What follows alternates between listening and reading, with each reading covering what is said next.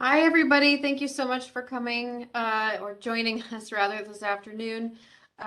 We are glad to get everybody back together.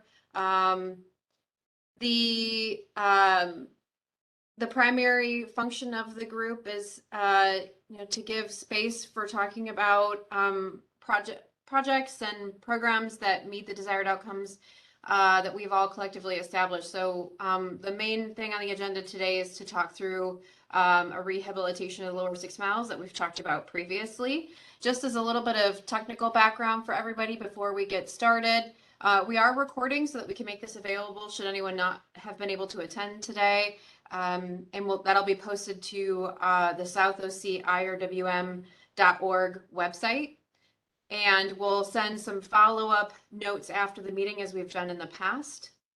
And all of that will similarly be posted to the website for your reference. We also, because this is in webinar format through WebEx, if you want, we highly encourage anyone to chime in, ask questions. Please raise your hand. Anyone who's joining via webinar, you should be able to raise your hand, and we can. Anyone in the admin space on here can unmute you, and you can chime in. We also have a chat and a Q&A. If you don't feel like vocally chiming in, there's a couple other opportunities. The Q&A is particularly helpful if you have a question and there's an exchange back and forth. If we get a lot of questions and we're not able to get to everybody's questions today, we can also take down some of those questions we got in the Q&A and follow up subsequently. If you are joining via a phone line, and I don't know if you're also joined via the webinar, but just in case you are joining on phone line only, it is our understanding that you can hit *6 and you should be able to unmute yourself. If you have any trouble with that whatsoever, please send me an email, Jenna, Jenna .voss, VOSS, at ocpw.ocgov.com, and we will try to troubleshoot on our end for you. So I'm going to go ahead and get us kicked off here. We've got a good number of folks, though people are still jumping on. Andy, next slide.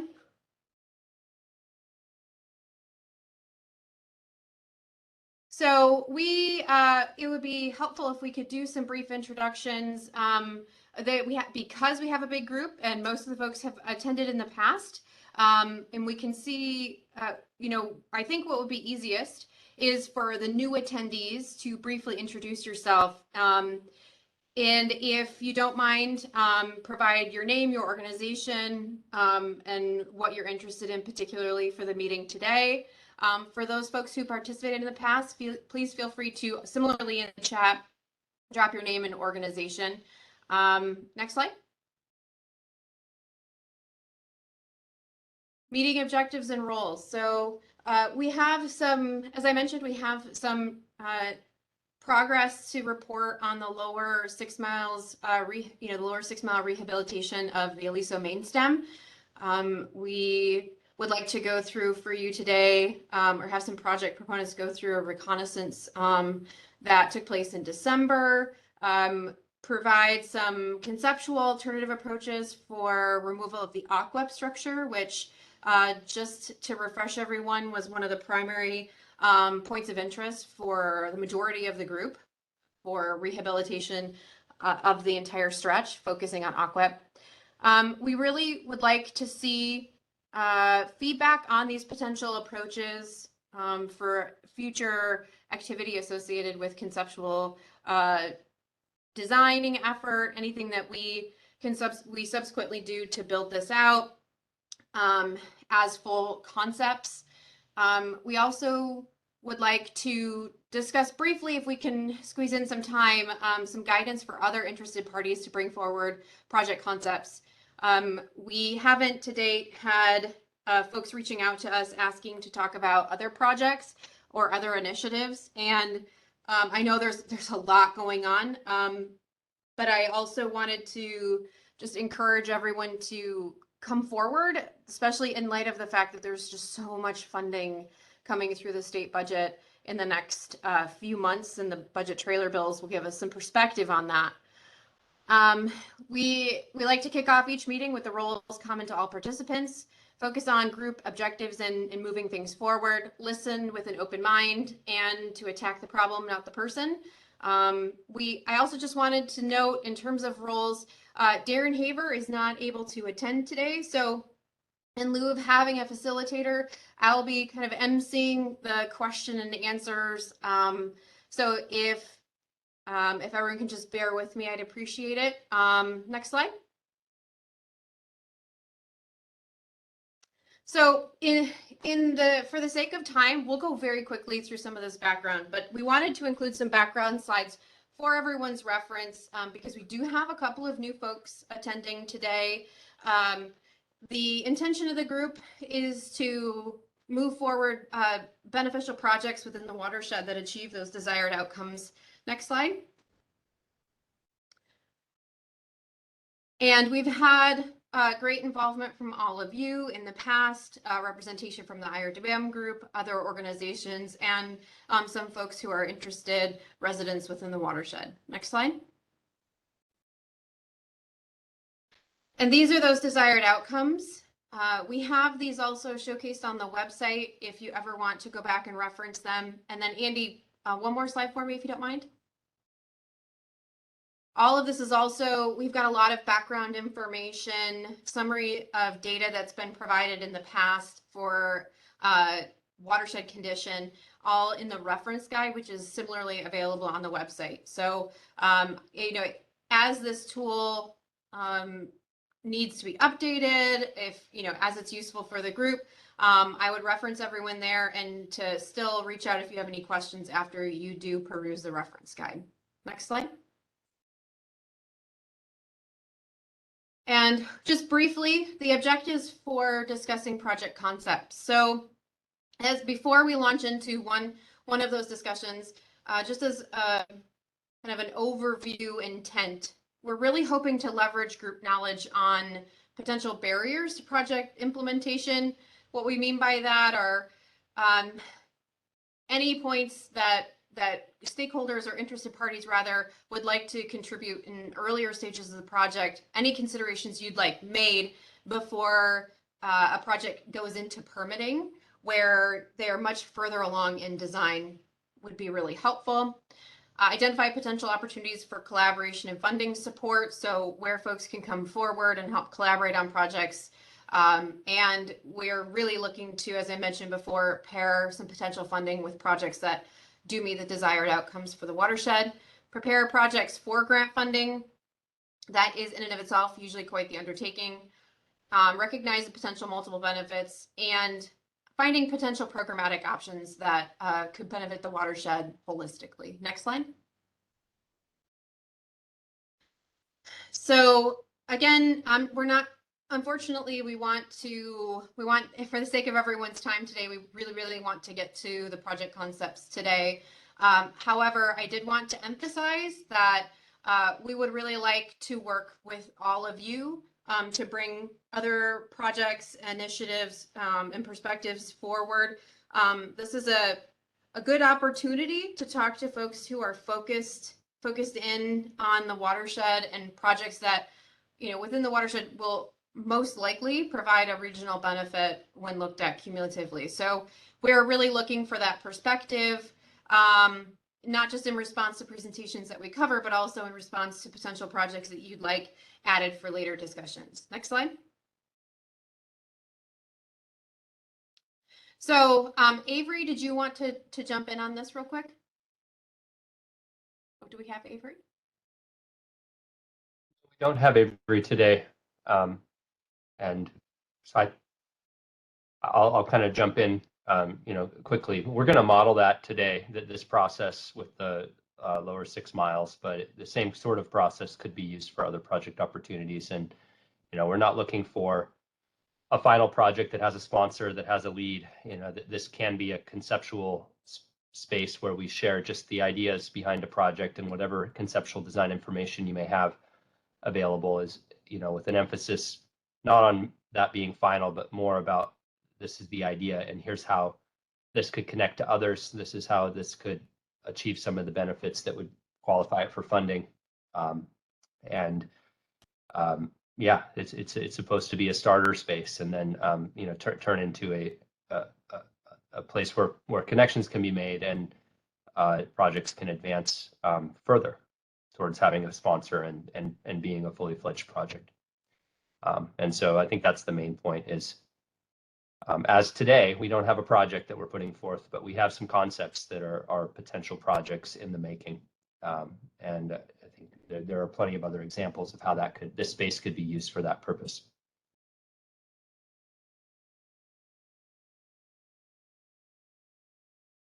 All right. And to that point about funding, there's a lot of potential and already realized funding coming through the state budget, through existing bond initiatives, through local bond measures. There's a lot going on. We're just highlighting two that are already, I'm sure, on some folks' radar, but there are a lot of other things and other options out there, particularly in the space of climate resilience. There's, as you may have already heard, there's an additional a couple $1 billion to be allocated through the state budget for climate resiliency. And a lot of that goes to projects. So we'll see how that's allocated, but in the interim, I did want to call folks' attention to the IRDM Prop 1 Round 2 Implementation Grant. The call for projects will open June 8th and be open until approximately July 1st. We intend at this point to hold a technical workshop June 9th, right after the opening of the call for projects, to provide to answer anyone's questions and provide an overview of the entry process for consideration of grant funding. The OCTA Measure M grant is likely to occur in early 2023, but because that provides local funding and leveraged funding for other state grant opportunities and federal opportunities, we did want to call your attention to that. Does anybody have any questions before we start talking specifically about Lower Main Stem?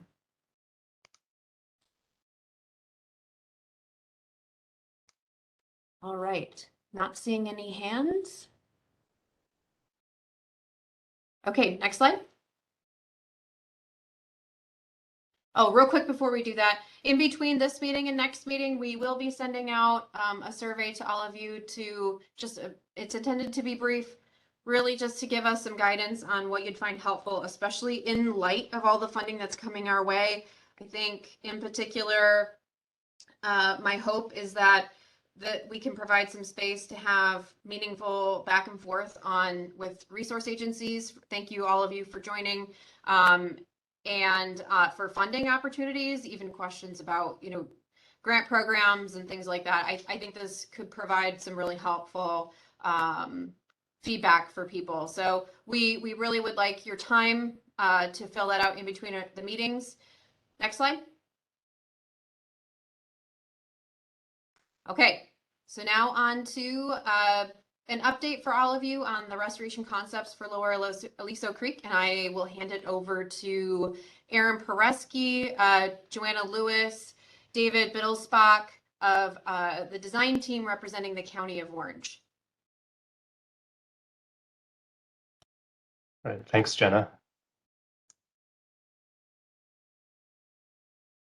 And we're gonna switch to PowerPoint format. We're good to go, Andy? We're good to go. Awesome. So it's been about a year since we updated you on this. It's been a pretty busy year on our side. You know, the level of investment is still, you know, limited by the fact that this isn't a project, and we're able to leverage some of the county's you know, available funds to kind of advance some of these concepts closer to that. But we've been able to achieve a decent amount this year, and we're excited to share more about that. So next slide. A quick, you know, kind of look at this. You've seen this slide before. It's kind of a look at where we are in the process. And, you know, I would say last year we were definitely in the sort of pre-master planning phase of, you know, initial assessments and initial concepts. And we've taken, you know, some of the input that we got from this group last year, and we're moving in the direction of master planning and project definition. And, you know, the first step in that that we'll present today is a more detailed field assessment leading to the development of potential project ideas, projects that could stand alone, projects that could be taken forward with a sponsor and brought to fruition. So what we won't be getting into today is any kind of details of those designs or the costing and phasing necessarily, but those are sort of on the next step trajectory. So ultimately, we think project definition and master planning are two sides of the same coin. There are projects that can be done as standalone in absence of a greater master plan, but certainly there's benefit to be gained from thinking about these in the broader context of the overall system. So next slide, please. We're going to go through three main steps on the journey today. We're going to talk about the reconnaissance level field assessments we've done. Short word for that is stream walks. And then talk about how this kind of starts to identify the building blocks that could be part of restoration projects, and then look at some conceptual designs that have been prepared by the design team. And next slide. So this is a quick summary of the more recent field reconnaissance. I mean, obviously, what was done as part of the Corps' work on this project, between the mid-2000s and up through about 2014, 15, is a really great baseline. In some respects, the baseline has now evolved to a new baseline, and so a lot of this more recent reconnaissance work is intended to characterize the current conditions in the system. You heard from Dave last year about the preliminary field assessment that was used to develop a mini regional curve, and that was I'll get into that in a little more detail. More recently, there were a couple days of fairly detailed stream walks that happened this last February, and we'll talk about those today before moving into some of the design concepts. And I would say that the OC Survey Department has also begun to perform work in this system to help develop some control and understand the accuracy of the available LiDAR data we have, just so we can start to move forward with that LiDAR data with greater confidence. Next slide.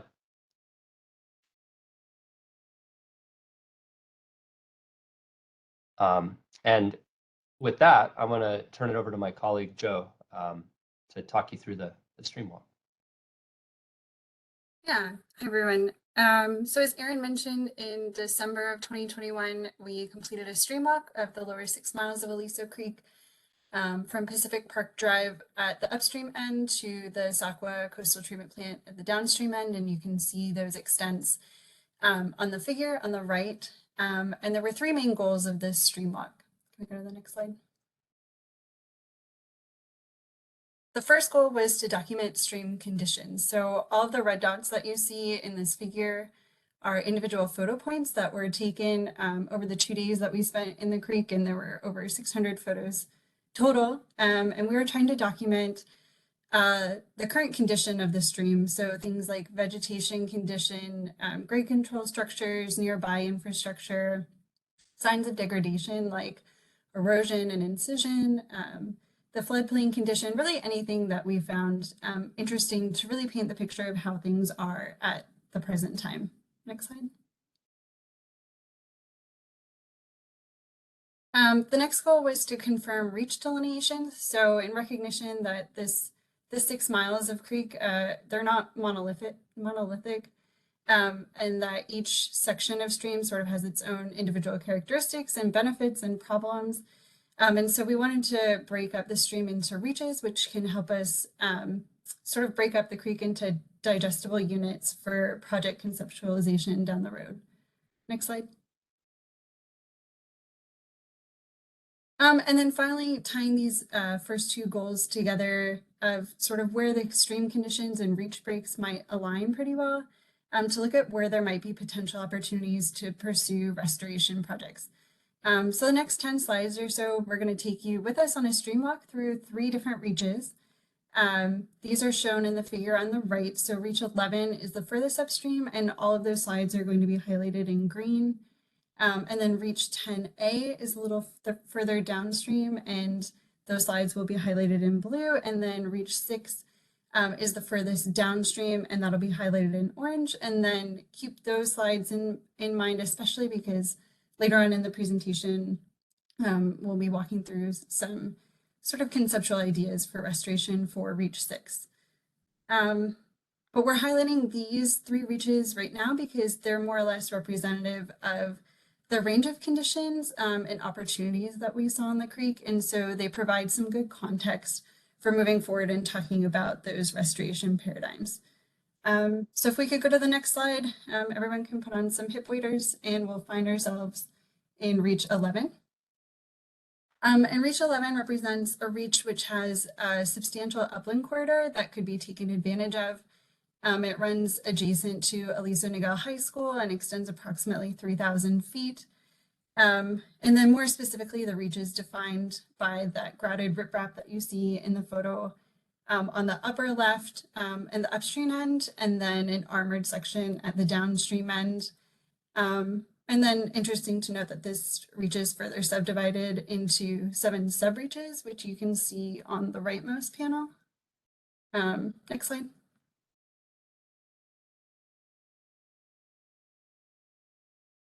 And then what we saw here in the stream was a relatively straight, somewhat incised channel, which you can see in the photo on the upper left.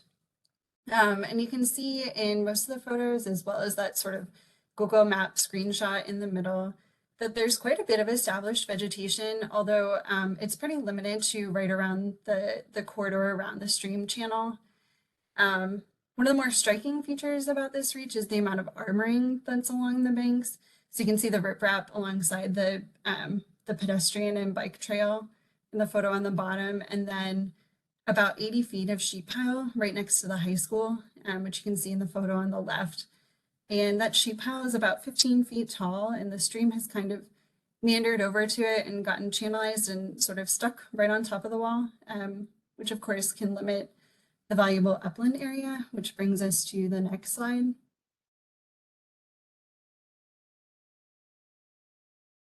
So sort of outside of that narrow vegetated buffer is a floodplain that's pretty constricted, but not overly pinched by that pedestrian path and then maintenance or access roads over to the east. And so this floodplain represents an area that could be of higher value and better connected to the stream. And it's interesting to note here that there's some restoration efforts going on in this area by the Laguna Canyon Foundation. And so this reach also represents the potential for some synergies with those restoration efforts. So next slide. So moving on to Reach 10, this segment represents the most engineered and constrained of all the 3 reaches that we'll discuss today. It's right upstream of Alma Road Bridge and extends approximately 550 feet. And it's interesting. The interesting thing about this section is that both the upstream and the downstream ends of this reach are at a fixed elevation, right? There's that grouted riprap in the upper photo, and then the bridge structure at the downstream end. And so this reach might represent a really well-defined project extent because anything that happens in this section of the stream won't migrate upstream or downstream. Next slide. So the main feature here for this part of the stream is that there's active erosion on one of the banks, as shown in the photo. And then there's just generally a lack of a floodplain because the stream is so pinched by the pedestrian and bike path, and then the access roads, which you can see on that Google screenshot. And then also the stream itself, that, the active channel is slightly over wide, and so the water moves through here more slowly than in other sections of the creek. And so it becomes maybe a little more stagnant than other reaches. Next slide. And so finally moving on to Reach 6, which represents the most natural area of the 3 reaches that we're talking about.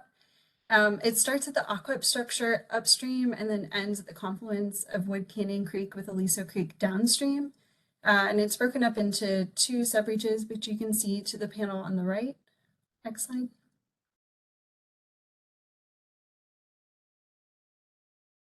So first we'll spend a little time looking at the aqueduct structure, which was installed by the Army Corps of Engineers a few decades ago.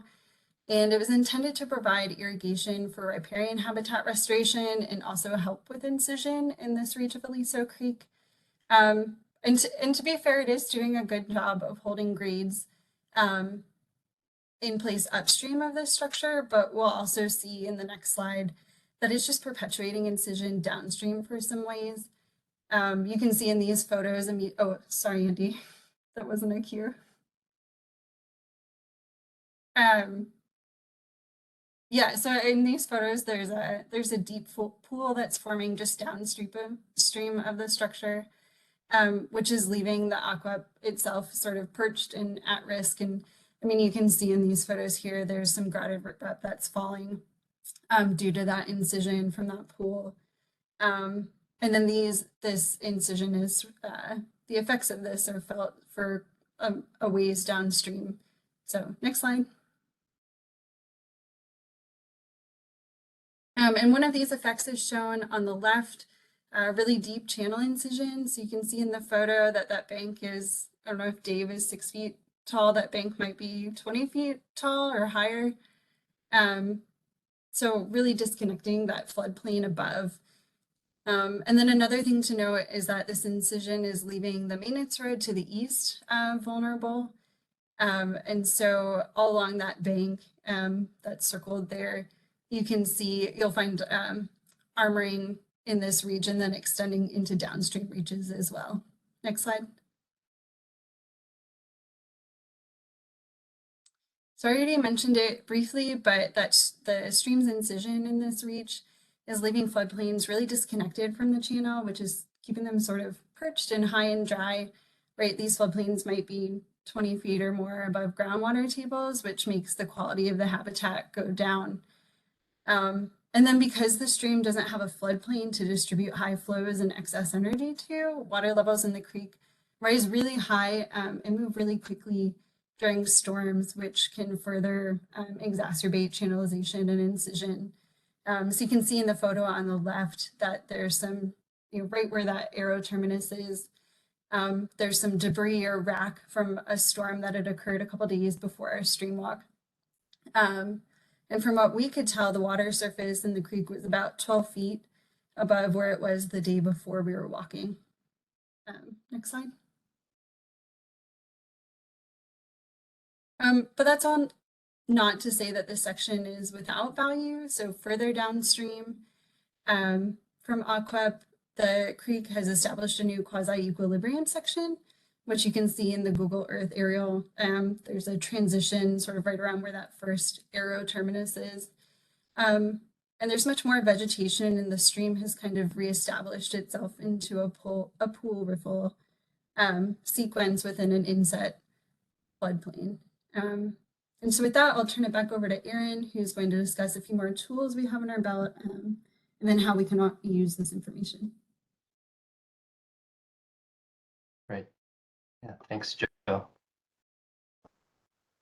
So yeah, next slide, Andy.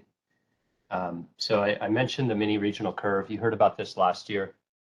Just to kind of, put this back into context, as you saw some of the pictures that Joe showed, there were some quasi-equilibrium systems. This is one where the overbank and the active channel are in an equilibrium stage. There's deposition during higher flows, there's stability during lower flows, and the net kind of flux of sand and other material through this system is sort of maintaining this in an equilibrium state. And so we can learn a lot from that as geomorphologists, just by where the stream wants to be in its current hydrologic regime and its current sediment supply regime.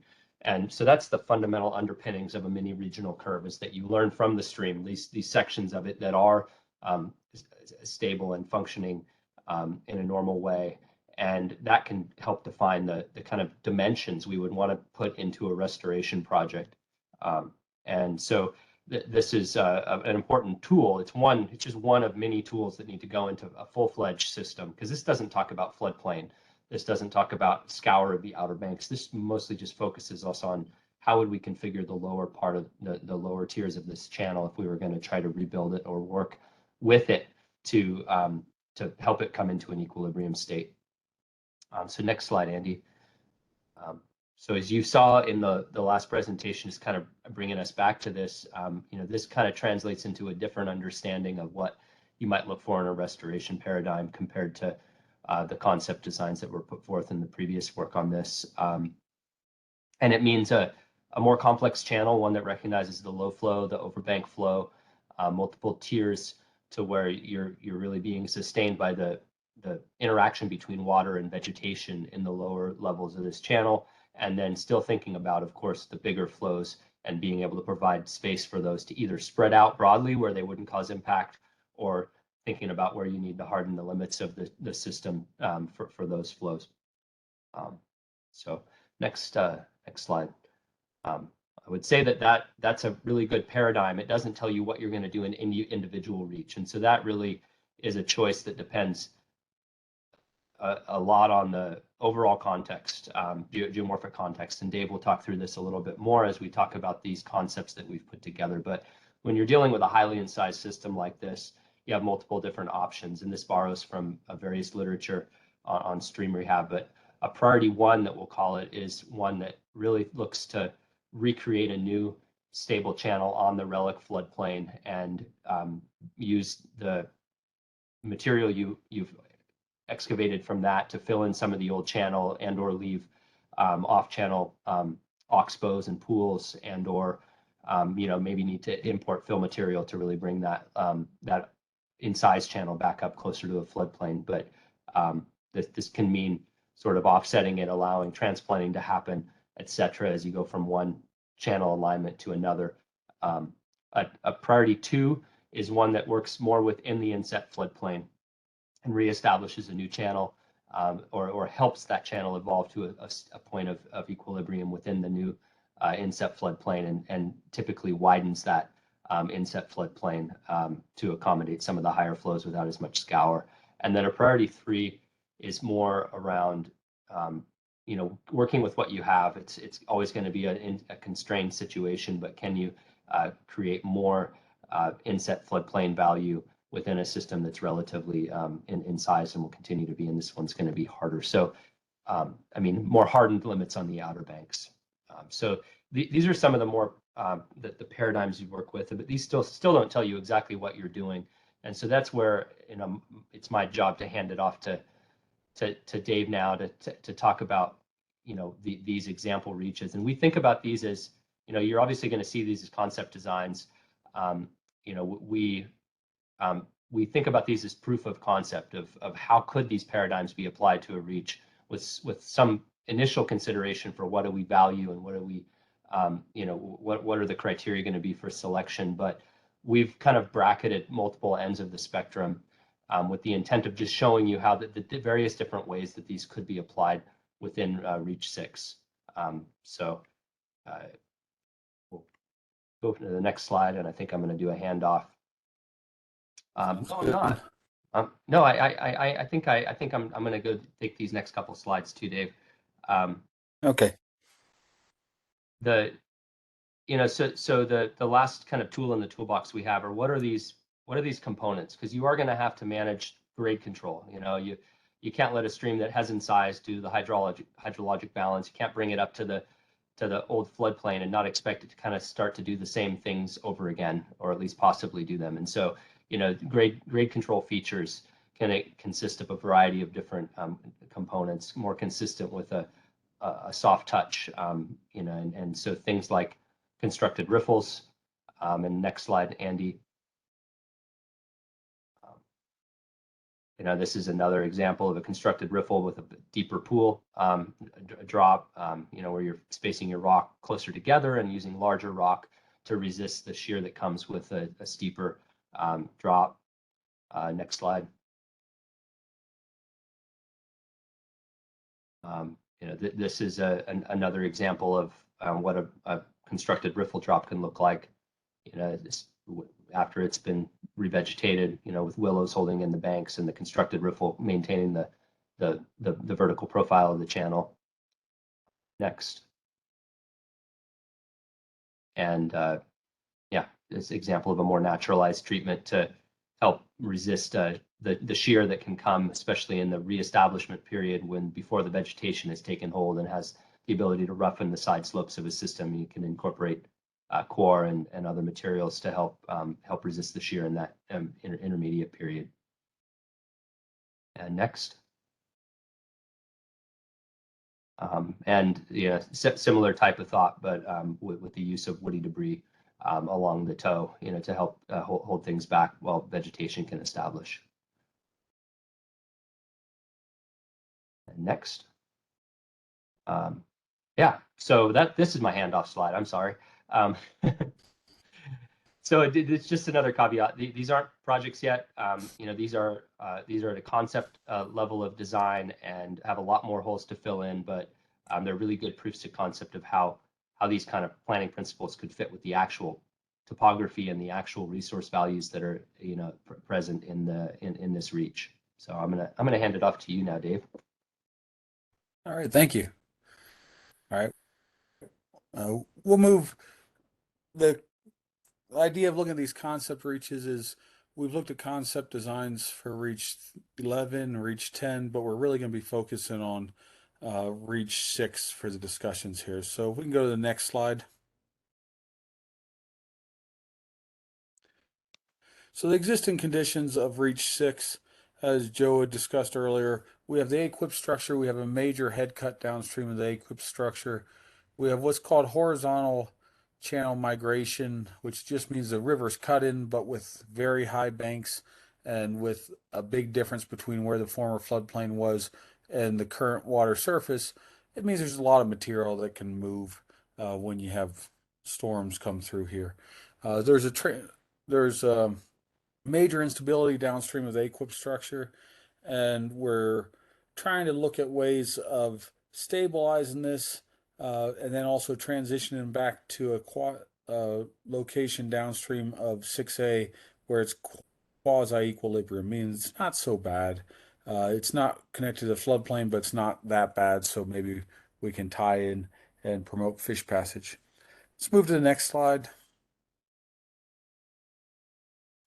So our goals that we looked at in these designs was really reestablishing a more functional and resilient riparian corridor.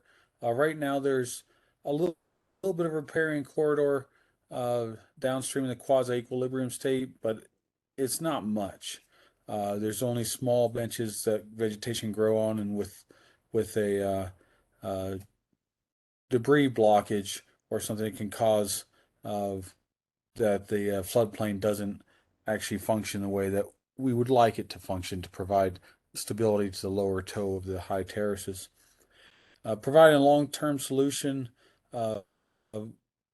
for basically trying to get rid of the A-equip structure and then providing protection of the utility corridors and the pathway. And then we want to have continued support for a stream crossing that location. Let's move to the next slide. So with those goals, we evaluated a couple of different alternatives, and we looked at 4 conceptual design alternatives. There's a lot more than just 4 design alternatives, but we wanted to give you an idea of kind of what we'd look at in these types of, with coming up with conceptual design alternatives. So all concepts include maintaining the road crossing, providing a transition from the A-equip structure to the existing channel downstream.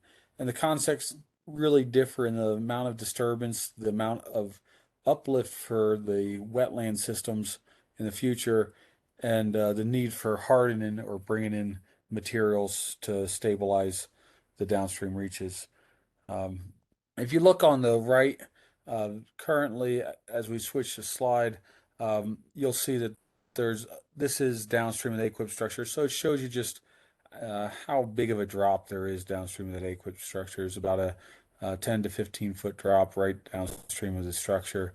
And then it transitions with another series of drops after that. So we have places where the channel's almost 20 feet departed from the former floodplain. If we can switch the slide. So potential crossing concept, and this is just a potential concept. This is a tool that we've used in the past, using a Conspan, and that's a trademark name. So it's a precast arch bridge. There's also Contech and other companies. But basically they're a pre-engineered bridge crossing, and then it would still, at high flows, you'd still have water flowing over the top of the new roadway deck, so it'd still be serving as an Arizona crossing at the higher flows. But for the lower flows, flows that happen every year on average, they would be crossing underneath the culvert. It would make sure that the annual high flows can get passed underneath the culvert instead of right now there's just a small trickle of water that gets passed underneath the culvert. And we probably want a span of about 40 to 60 feet and have it partially buried to help us with fish passage. Let's move to the next slide.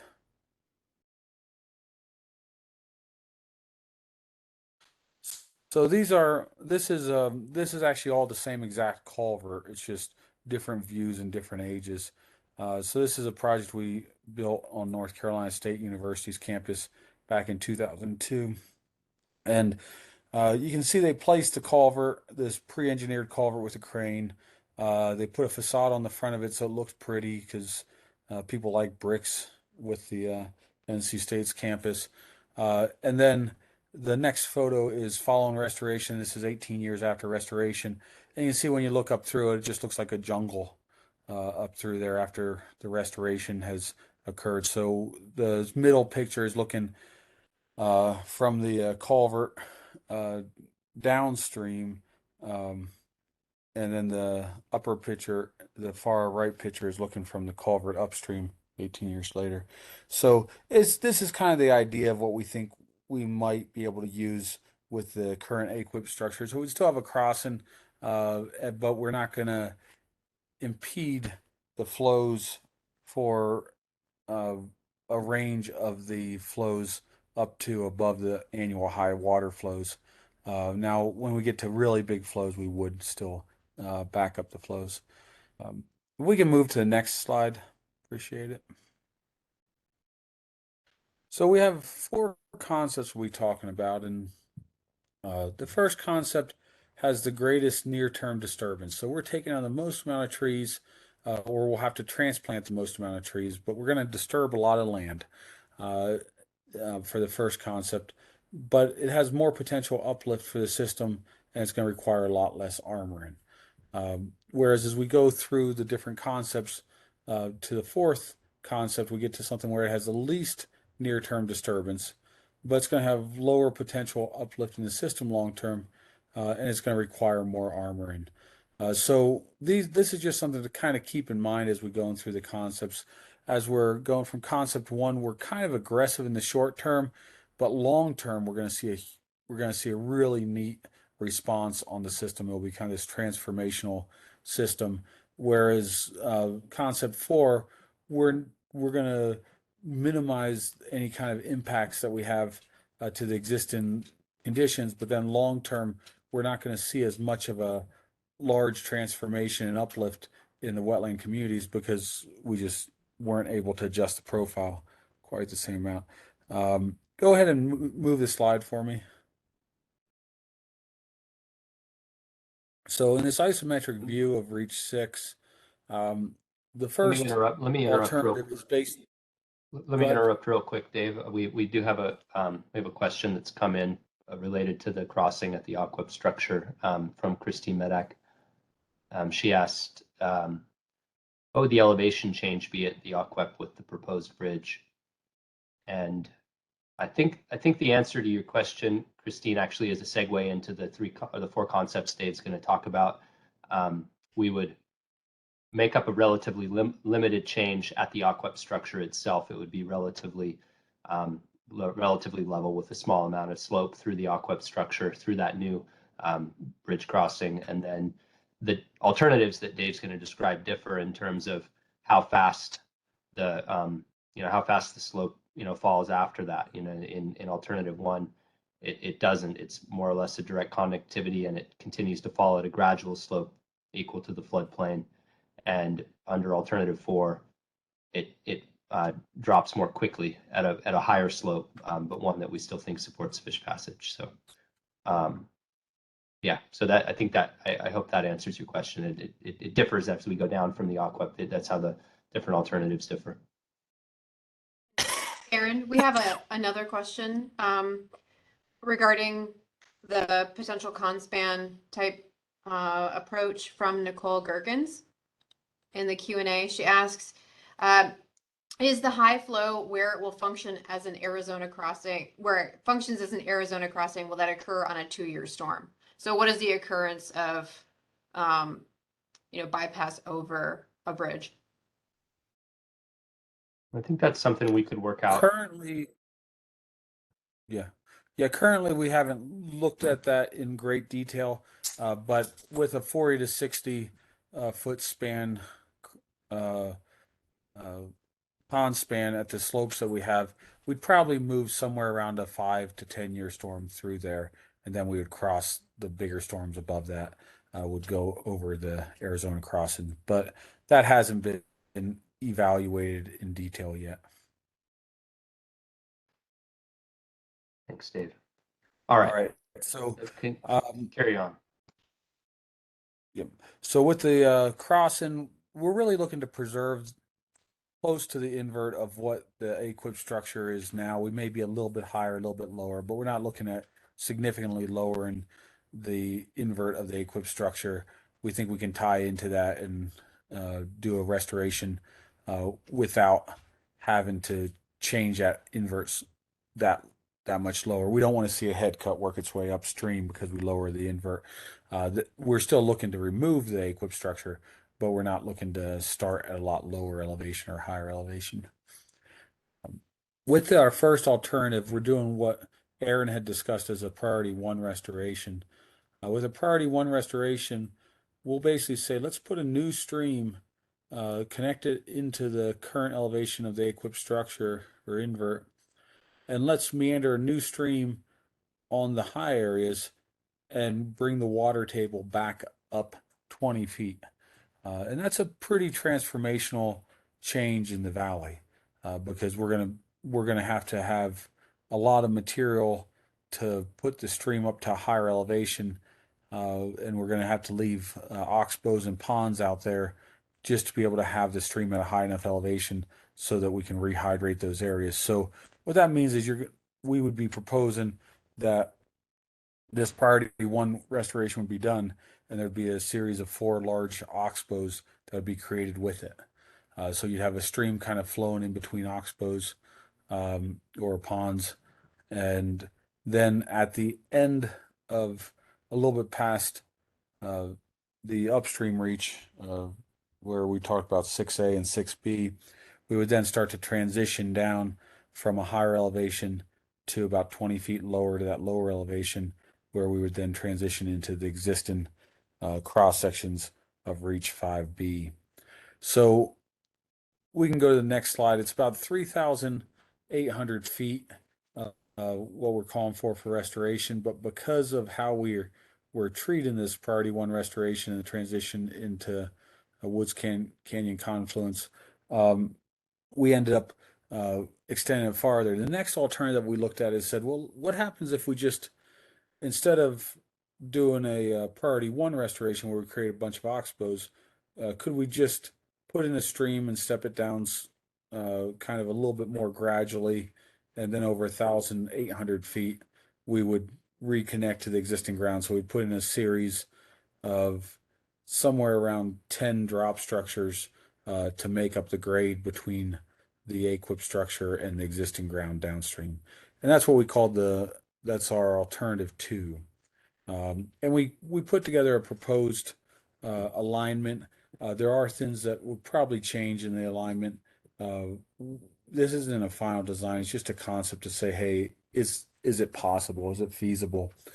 So with that, we would be looking at this transition as doing a priority 2 restoration just from the equip structure all the way down to the existing grade. So if we can move to the next alternative, go ahead and go to the next slide. Alternative 3 is in some ways a little bit like alternative 2, except we're trying to narrow the corridor so we limit the impacts to the existing ground. So instead of making a floodplain that's really wide, we're making a narrower floodplain. We're trying to limit the floodplain to just the bare minimum that's needed. So with that, we're doing what they call a priority 3 restoration, where instead of having a big wide floodplain, we just have a slightly narrower floodplain, in some places even discontinuous floodplain.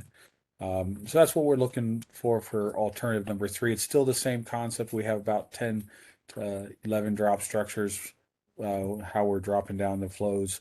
We're still incorporating woody debris on the outside of the banks for habitat. And in this alternative, just to help us balance material, because we're not grading as big of a floodplain, we were looking to leave an oxbow pond in the very start of the reach, just because we have to haul less material in if we can leave an oxbow pond. So it helps us with grading. We'll move to the next alternative. The final alternative we have on the next slide is alternative number 4. Alternative number 4 is basically says, what is the quickest we can drop the grade with rock step pools? So we go to a lot steeper slope, about 8% riffle slopes, about a 4% reach slope. And what that does is it will limit some potential for fish passage. We'll still be able to have fish passage, but we won't be able to have as high of a probability of fish passage with this one. But it's going to limit our disturbance, and most of our disturbance is only going to be within areas that are pretty impacted currently, so right downstream of the equip structure. So we can basically transition the grade in 800 feet down to the existing quasi-equilibrium state, and then to generate the material to fill in the old channel upstream and to get a little bit of stability, we can create a bankful bench, which is a small bench only on one side of the channel.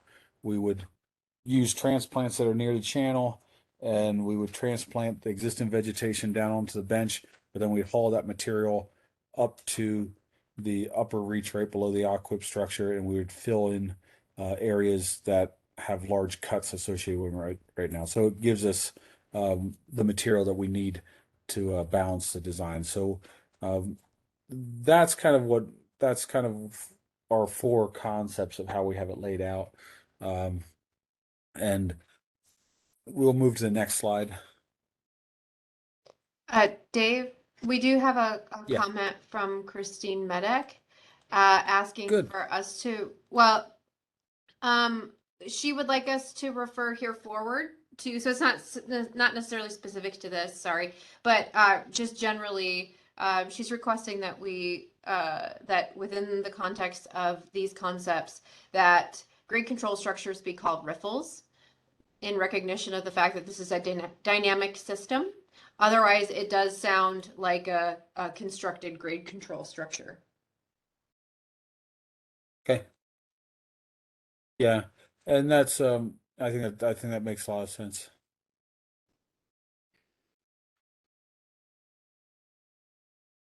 All right. I have the question and answers open, but please stop me because I don't think I'm seeing all of them, or I just don't know how to use the tool that well. But so the first alternative that we're looking at, alternative 1 for reach 6, is where we're doing the priority 1 restoration. And here you can see where we're looking at essentially increasing the invert of the active channel from being approximately down around 80 to 70 feet in elevation and moving it back up to 90 to 100 feet in elevation. So this is significant adjustment of the profile. For the most part of priority 1 restoration, we try to work where we have a good floodplain. Like here in this figure, we have station 14 plus 90 to station 19 plus 90. We're connecting to the former floodplain. That's where the floodplain was before the channel had cut down years ago. And we can connect to that, and that's a pretty nice way of doing a priority 1 restoration. But because of the amount of material that's been moved downstream and been eroded from this area, in the last 50 years. In between uh,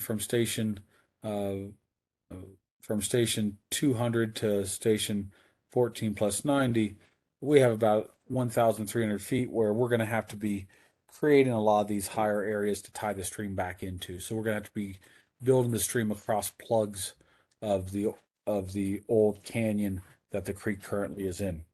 But as we do that, the control and elevation of these riffles will reset the ground, will basically be what controls the groundwater in this reach. So we will see a raise in the groundwater elevations by about 20 to 25 feet in this area. So that's a significant change.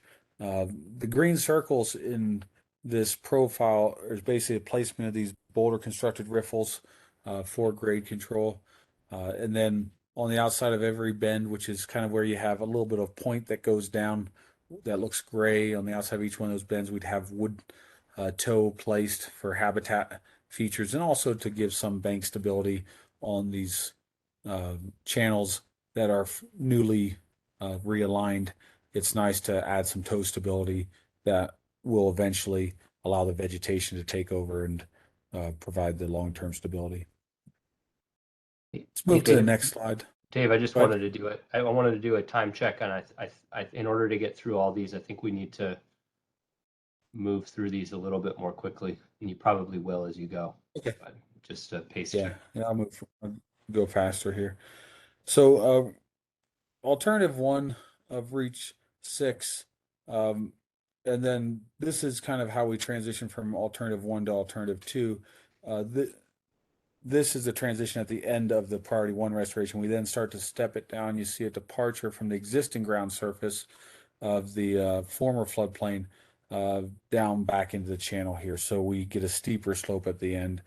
Let's move to alternative number 2 next.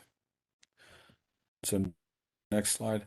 Sorry, I forgot about the cross sections. So in the cross sections, this is right at the bridge, and this is where I showed where we had said we'll be slightly lower, but we'll be about the same elevation of where the current equipment structure is. So we're not significantly moving it. We're not showing the bridge in here. Let's move to the next slide. And as we move down, this is kind of what we're talking about. If you look at the arrow, that's the new channel, and it's a lot higher elevation than where the current channel is, and you can see that big void. And what looks like it's the new channel is the bigger channel is the oxbow on the right side of the screen. It's discontinuous. It won't allow water to flow downstream, so it's just a big pond. It's a very deep pond. Essentially, it's going to be the same elevation as the existing channel, just so we don't have to bring in as much material to fill in through there. Let's move to the next slide. And gives you kind of a really big idea of one of the places where we have to take the new proposed channel for alternative 1 over a plug of the river. So everything between the proposed channel, which is that higher small channel, and the existing channel will all have to be filled plug material. So that's why it's important to make sure that we leave oxbows so we don't have to bring in a lot of material, truck a lot of material in to fill this. Let's move to the next slide. And then as you can see here, we're doing a priority 1 restoration. We're reconnecting to that former floodplain, that flat surface. That's where our new channel is. That's up. Essentially, it's 20 feet higher than the old channel there. And then we leave an oxbow to help us with grading and balance of material, and then just the habitat benefits of an oxbow. And then let's go to the next slide. So then we're to the end of the priority 1 restoration here, and we're going to start transition back down to priority 2 restoration for alternative 2. So we go to the next slide. And at the end, you'll see that this transition, we've had a steep section, then we kind of transition back down to the existing ground. The LiDAR that we're working off of basically is showing the water surface. So we're showing it slightly lower than the existing ground, but that's because we're shooting LiDAR. Later design phases will probably adjust that, but we'd rather start with a steeper downstream reach than a flatter downstream reach, just so that we can balance the risk that way. So let's move to the next slide.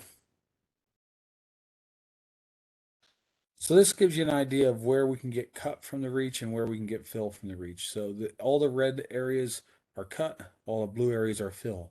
The green areas are places where we don't have much cut or fill. So green areas, really whatever vegetation is there can be preserved for the most part. Where we have cut or fill, if we want to reuse that vegetation, we'll have to transplant it and reuse it, which is definitely a lot of contractors are pretty skilled at doing that. So this gives you an idea of just for this priority 1 restoration, even with the oxbows, we're still looking at having a lot of material that needs to be imported into the site. So there's rooms for ideas of how we can optimize this later if we wanted to go to priority 1 restoration. But the concept is going to be that there's going to have to be a lot of material brought in just to place some fill near the equip structure. Let's go to the next slide. So with this, what we're showing here is reach 1, alternative 1 has a hydrated areas that these are the areas that will be newly hydrated. These are areas that would potentially be wetlands after the restoration is done. So it's a big difference than what currently is a pretty small area. So let's move to the next slide. Alternative 4 concept, which we're kind of going through the other 2 concepts we're not going to talk about in too much detail. They're kind of somewhere in between. Alternative 4, we're trying to do as little disturbance as possible. So we're trying to say, hey, let's not take down any trees that we don't have to take down. If we don't have to transplant something, it's better to leave it in place if possible than trying to transplant it. And some of the trees we couldn't transplant. So we have an 800-foot transition where we end up putting a bunch of constructed riffle features. And then we have a 1,000-foot bankful bench that we create on the downstream side. Let's move to the next slide. So here what that looks like is on the existing proposed profile, we end up just staying pretty close to the existing ground surface. We're a little bit higher in some places. You can see the scale on this that there's where we have the design bankful line. That's actually about 10 feet of fill that we'd still have to place in some locations. But we're staying a lot closer to the existing ground surface, but still being right near the equip structure. We're going to have to build it up, and then we're going to have areas that we build up to be able to gradually transition it back to the existing grade opposed to one big drop. The green circles are the same thing, showing the boulder constructed riffles for grade control, and the toe wood are the gray areas on the outside of every meander bend, those little V's that are shown there. Let's go to the next slide. So alternative 6, 4 cross sections, about the same as what we were saying before. We could have a slight lowering of the channel. We don't want to lower it a whole lot coming right off of the equip structure. Go to the next slide. And then we start to transition here, and you can see how we've changed the gradient so that we're still filling in the existing canyon downstream of the equip structure, but we're not filling in with as much material. And since we're lowering it and we're only about 10 feet off the current bed elevation there, it means that we just don't have to place as much fill. Next slide, please. And then by the time we get to the end of it, we are back about in the old channel. So we're at that lower elevation. We're able to tie in to where the channel currently is. And as I said before, the intent here at this phase is not that we're lowering the channel down here. It's that we want to make sure that our slopes are appropriate, that we don't see a steeper slope later. So we'd rather go with a slightly higher slope from a fish passage standpoint than flatten it out. And since we have an uncertainty in the LiDAR, that's why we have it below the existing grade slightly. Let's go to the next slide. And then downstream of alternative 4 is where we're doing a bankful bench. So here we're just grading um, some of the existing vegetation that's kind of right near the bank. We'll be able to reuse that vegetation. Most of the vegetation is below where the bankful bench will be constructed. And then as you go up the bank, you have some vegetation. Some of that could be transplanted, but the rest of it will be just used for fill in the upstream area. Let's go to the next slide. So this shows you the same display as alternative 1, where we show blue areas of fill, red areas is cut, and then the green areas are places where we don't have to have a whole lot of disturbance of the land, so we can keep the vegetation as it is. And you can see here that there's a real limit on that. This whole area is gonna be it's going to look pretty disturbed. Now we can reuse transplants, but it's not gonna, when we're done with it, we're not gonna look at it and say, oh, look, nobody did anything, because we have to do a lot of work to fill in the material below the aquip structure. Uh, um, so what we have here is we have a balance of material. We have for reach 4 requires 32,000 yards of fill. It doesn't require as much fill because we're taking a steeper slope and we don't have to place as much fill. And the bench is going to generate the same amount of cut. It will be designed to generate whatever cuts needed. We can go a little bit deeper or a little bit wider if we needed to. So we're having net balance on alternative 4. Let's go to the next slide. So what this shows here is, and we had a slightly different scale between the two alternatives because this is shorter, but we're just going to see an area of the maximum extent for hydrated areas is going to be significantly smaller for alternative 4 than alternative 1. And so, and those are just the things that we have to discuss as a group and say, what is it that we're really trying to do through this reach? You know, is it just stabilizing the getting rid of the aquip structure and stabilizing the drop, or do we want to see more of a transformational project? Let's go to the next slide. So, in summary, a dynamic stable stream, we have a lot of different ways we can design a dynamic stable stream with a small 4-stage channel design. So that means we'll have the inner berm channel, the bankful channel, the flood terrace channel, and the 100-year flood channel. So we have a lot of ways that we can design this dynamically stable stream design.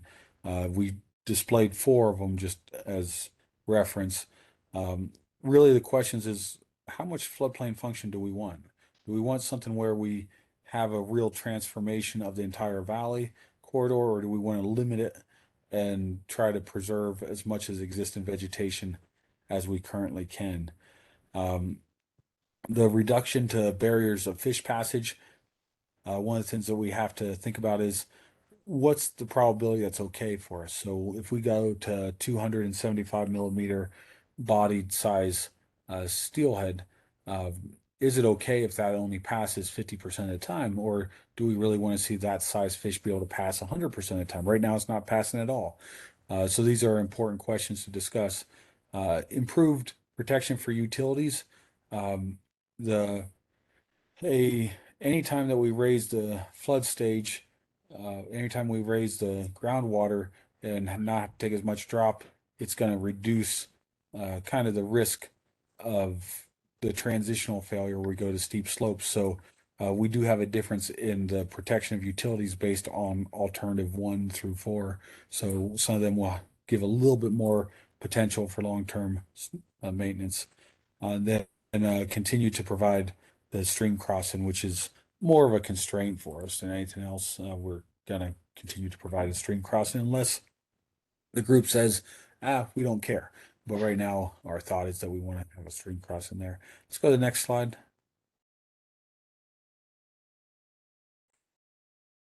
So just quickly, the pros of alternative 1 is greater habitat restoration.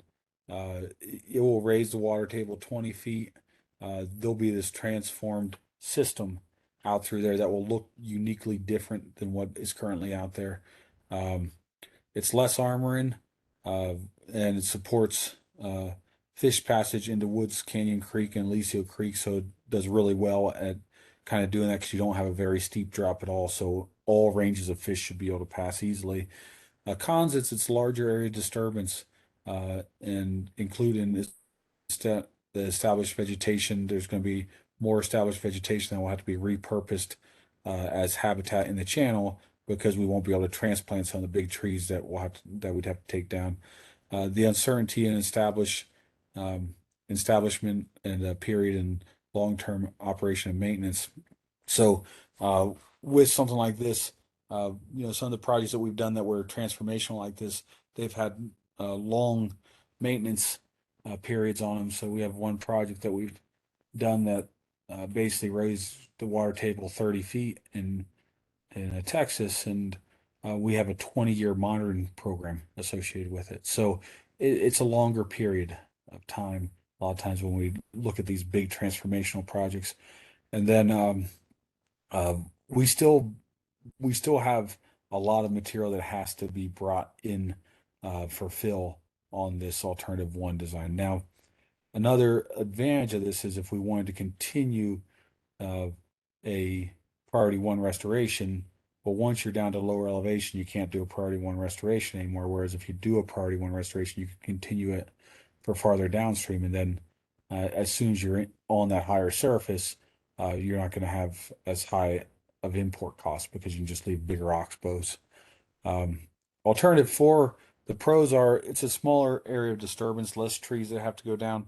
It reduces impacts to the quasi-stable inset stream system. So if people went down to that quasi-stable stream on the downstream and said, well, this looks pretty good, well, then we limit the impacts to that. And then it's better at balancing cut fill just because we can balance it locally. We're not going to have to look for a source of fill material. It's a smaller footprint and habitat restoration. That's a disadvantage.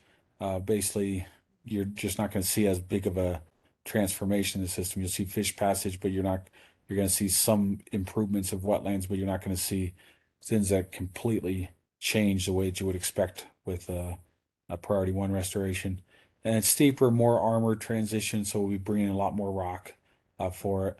And it does not reconnect with Woods Canyon, so there'll still be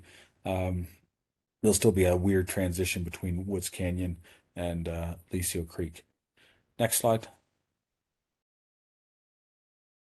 So, Aaron, Yeah. do you want to go on to next steps? Yeah, I'll take it from here. We have quite a few questions, and I think that's can be the majority of the rest of the way we use our time is to respond to those. So go ahead, Jenna. I'll let you No, I start. was just going to say before, I know we need to, cover the next steps, but we do have some questions, so I want to make sure we make space for those. Yeah. Jenna, do you want to moderate, because I think there may be some in the Q&A, and then I know Chris, you've incorporated some into the chat as well. Sure. So for the Q&A, we had a question about making sure we define aqua. When we keep saying aqua, for those of you who are not super into acronyms, like we tend to be, I apologize. That is the Aliso Creek Wildlife Habitat Enhancement Project, and I'm sure you saw in the photos, it was constructed a number of years ago, intended to be a stabilizing element. However, over time, it has caused quite a precipitous drop off on the downstream end. So when we refer to aqua, we're talking about that particular structure. So for the new folks in the room, I apologize for not having defined that. And then Christine Medic has some input. So Aaron, it's up to you if you want to cover next steps real quick before we do that. That's fine. I can see all of Chris's comments. Chris, do you have the ability to unmute yourself, or Andy, can you unmute? Maybe Chris, you could offer some of your opinions verbally. Yeah, I'll unmute her really quick.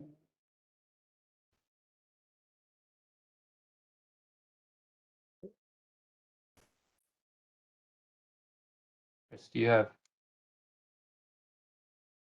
Or is it, Yeah. who would you like me to unmute, Aaron? Christine Medak. Christine Medak, okay, because there is a Chris in the audience as well. Okay. Ah, there we go. Yeah, so when I was reviewing the designs, I think that the previous core project had originally proposed something similar to concept one in terms of bringing the elevation back up to reconnect the floodplain. And there was a lot of pushback on that design because of the extent of damage that would be required, and also, the extent of armoring that was proposed despite providing a greater connection to the floodplain. So I guess we would want to know more about that, but there it has been, like you mentioned, an reestablished equilibrium within the new lower floodplain. And so we had previously recommended that a lighter touch be sought, more similar to your alternative 4, if we're not talking about changing the elevation of Aquep. I mean, I think we had suggested that you could drop the elevation at Aquep down a little bit and spread that drop over a larger section of the creek. But if you're keeping the elevation the same, then I think, having that smaller footprint of disturbance associated with just taking up the energy with a step pool design would limit your overall disturbance to the creek, and it would still allow for because we've got mature riparian habitat reestablished throughout the reach downstream, and so really the issue is just taking up the energy of that giant drop at Aquep. And you could do that through creating a step pool design without impacting all that mature habitat that's since grown up since Aquep was put in.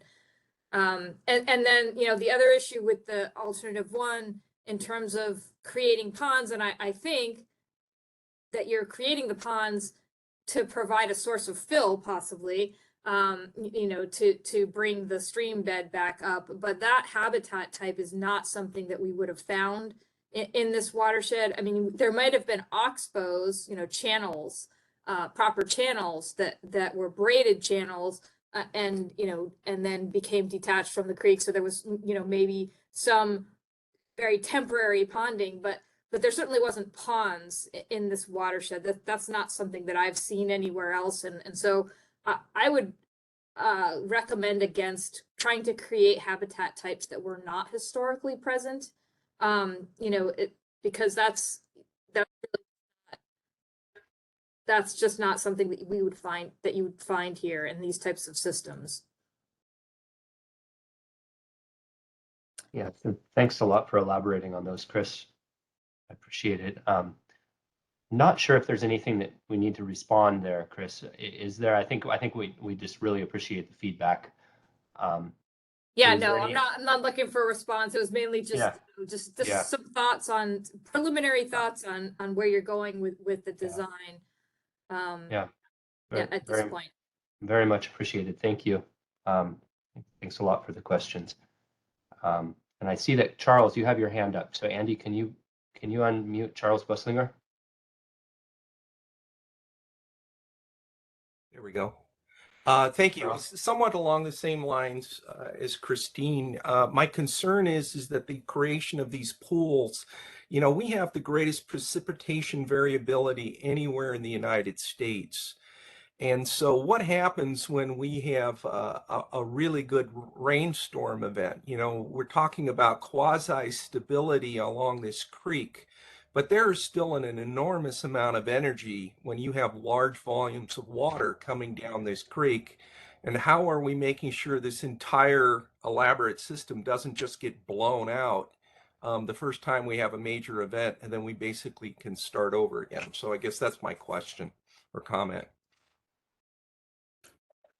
Yeah, so if Go we ahead, move Dave. Yeah. towards a priority 1 restoration, all the outlet designs are designed for threshold shear according to the vegetative communities that will grow on the outlet structures. So what that means is that we would grade the outlet from a pond where it flows back into the channel, and we would design that for the 100-year discharge with native vegetation. So it wouldn't be a rock surface, but we'd probably design it to be about 2 to 2.5 pounds per square foot. And that's what we've done on a number of these projects where we have done this concept before. So there are definitely ways that we can look at the forces being applied and make sure it doesn't blow out. But that it does have to be evaluated if we wanted to move forward with that alternative. Right. And again, that just goes back to, it seems to be a bit in conflict with this idea of this light touch in which we're only going to put in 1 and 2 pound rocks and create these really beautiful riffle structures, which is great until the first time we have a major rain event and then we don't have any. So again, that's my comment. So thanks.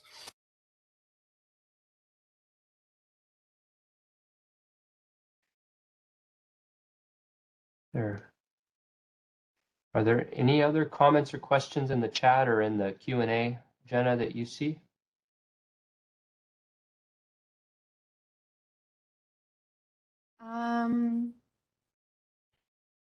There's some general sharing of sentiment regarding the needing to make sure that there's not a blowout event, that just, making sure that it's resilient, whatever whatever we're talking about today in terms of the scope of alternatives, that there's some consideration for large events. Yeah, it would all be all the designs will be designed for the 100-year discharge unless there's another storm that the stakeholder group says we want to have it be designed to something above that. But in general, 100-year is the standard.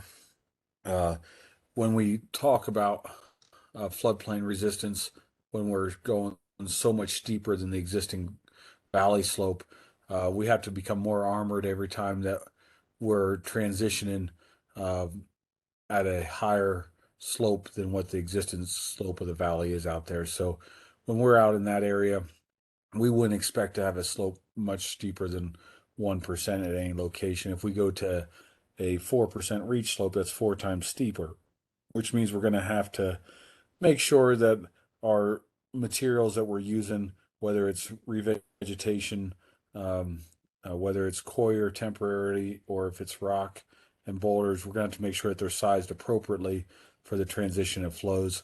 But that's all stuff that we do during the design phase.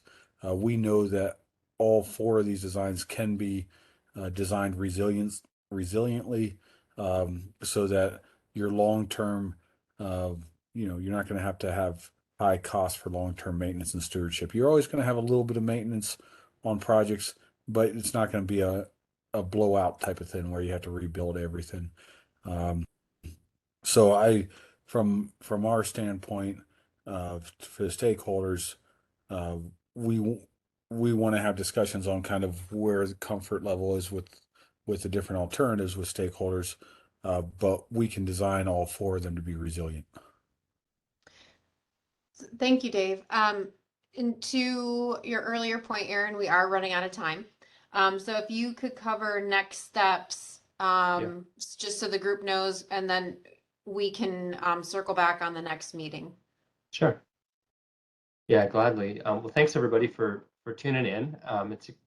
It's exciting to get to this to a more tangible level, and show you how this could play out, and certainly appreciate your patience that we don't have all these questions answered, but I think it's better to get your feedback and get ideas, about priorities before we spend, get to that level. So anyway, feedback is critical. That's the key next step. Based on that feedback, based on discussions that we may have, there is a goal to define projects. Each one of these projects you've seen today, could stand alone by itself. Unlike the kind of overall 6 miles, everything all at once type of thing. These are smaller pieces. They may have a large dollar value based on the amount of fill, but they are, they are standalone and they're smaller. And so, being able to define out specific projects and sort out phasing questions and what funding programs may be available is critical. We want to have those types of discussions. And these are the components of a master plan. A master plan means, preferred alternatives that have been developed to this level, and synced up with each other. So this is all being done within a master plan context, but currently really around the concepts for each reach. And Aaron, just real quick, as you have there as the first point, receive feedback. As I understand it, you would like to give folks the opportunity to still provide feedback after this meeting. Do you have a time frame, a couple weeks in which you guys make that feedback? Yeah, we have a meeting coming up on the 22nd of June, and we'll be able to use that meeting to talk about any questions or follow-ups on this, and we can certainly use part of the meeting for that. And then we also have some concepts similar to these put forth for reach 10 and 11, that are further up in the watershed, but also represent potential restoration opportunity. And so we can talk about both of those. So any feedback that we receive in the next couple weeks, I would say through about the 8th of June, 2 weeks from today, would be really valuable to be able to feed into the slide preparation and for our next meeting. Emailing Jenna would be awesome, or anybody else on this list.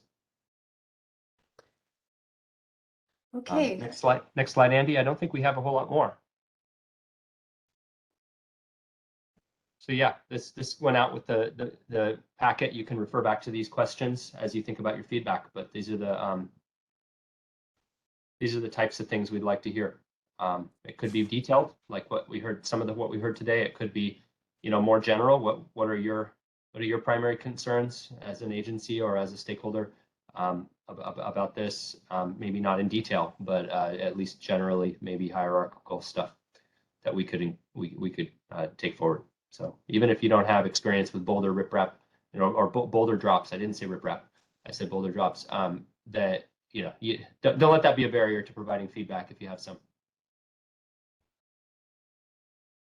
Okay, next slide, Andy. I think that was the end of our slide deck. What we wanted to do is just remind everybody that the next meeting is June 22nd from 2 to 3:30 p.m. So please tune in. As Aaron said, the intention is, like we did today, to walk through alternative design concepts for 2 other reaches, but we will circle back to feedback and any additional questions as necessary for this. But also, again, there's a survey that we'll send out in the interim, and if anyone has any other project concepts, anything else that they would like us to bring forward for the group, that this is your time to start helping us plan out any topics of interest for the remainder of the year.